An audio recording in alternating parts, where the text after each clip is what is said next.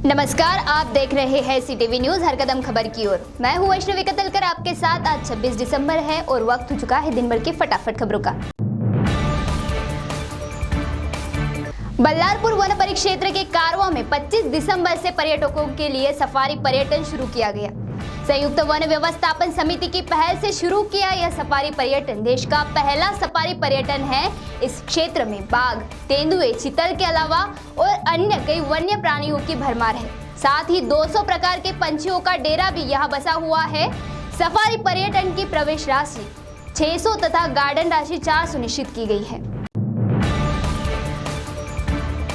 बेसहारा और गरीब महिलाओं को पैसे का लालच देकर बच्चों को खरीदकर तस्करी करने वाले गिरोह का हुआ पर्दाफाश। इस कार्रवाई में पुलिस द्वारा 6 महिलाओं को किया गया गिरफ्तार। अभी तक आरोपियों द्वारा 50 से अधिक बच्चों की बिक्री की गई।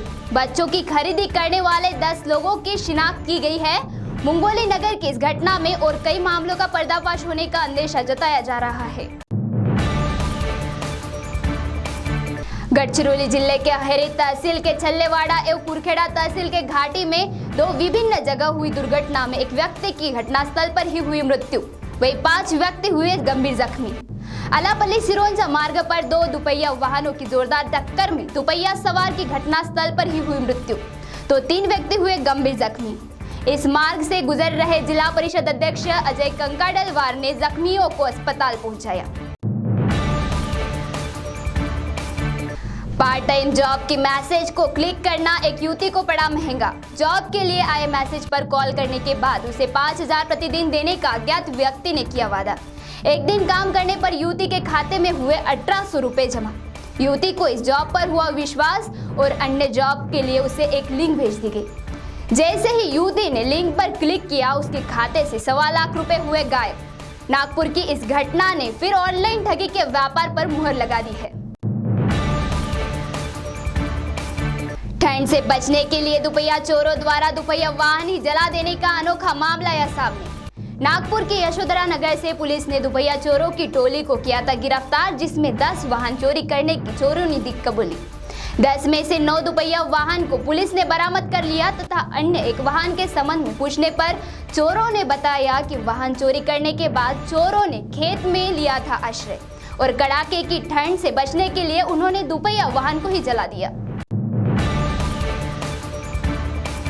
प्यार का झांसा देते हुए एक युवक नागपुर की युवती को फंसाकर मेरठ भगा ले जाने का मामला आया सामने, जहां उसका धर्म परिवर्तन कर उसे नया नाम भी दे दिया गया।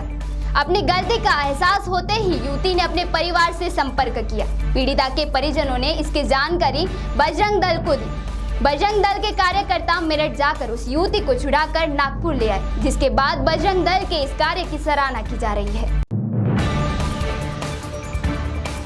महाराष्ट्र में कोरोना वायरस के बढ़ते मरीजों की संख्या देखकर राज्य में लॉकडाउन लगाने के संकेत स्वास्थ्य मंत्री राजेश टोपे ने अपने वक्तव्य में दिए। स्वास्थ्य मंत्री ने कहा कि कुछ दिनों पहले राज्य में रोजाना 600 से 700 केसेस सामने आ रहे थे, लेकिन अब यह संख्या बढ़कर 1400 तक पहुंच गई है।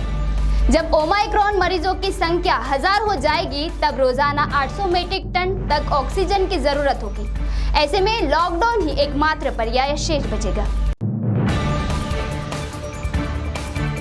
कोरोना संक्रमण के दौरान गांगुली कोहली के बीच चल रहे विवादों से घिरे भारतीय टीम का मुकाबला आज दक्षिण अफ्रीका के साथ होगा शुरू। रवि शास्त्री की जगह आए भारतीय क्रिकेट संघ के कोच राहुल द्रविड़ के लिए यह सीरीज रहेगी चुनौती भरी। विदर्भ और तेलंगाना राज्य की संगठित अंतर्राज्यीय गिरोह का पर्दाफाश करने में पुलिस को मिली सफलता।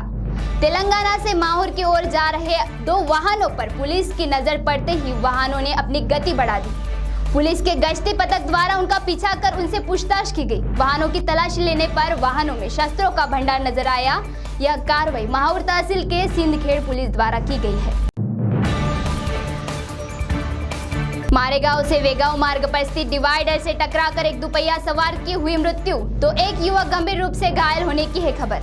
जानकारी है कि दुपहिया चालक संतोष सूर उम्र 23 यह शराब के नशे में धुत होकर गाड़ी चला रहा था और नियंत्रण छूटने से यह हादसा हुआ। वाहन चालक संतोष की इस हादसे में मौत हुई, तो मित्र गोलू टेकाम गंभीर रूप से घायल होने की है जानकारी। तो ये थी अब आपकी पसंदीदा खबरें फटाफट और ऐसे ही खबरों से अपडेट रहने के लिए देखते रहिए CTV न्यूज़ हर कदम खबर की ओर। नमस्कार।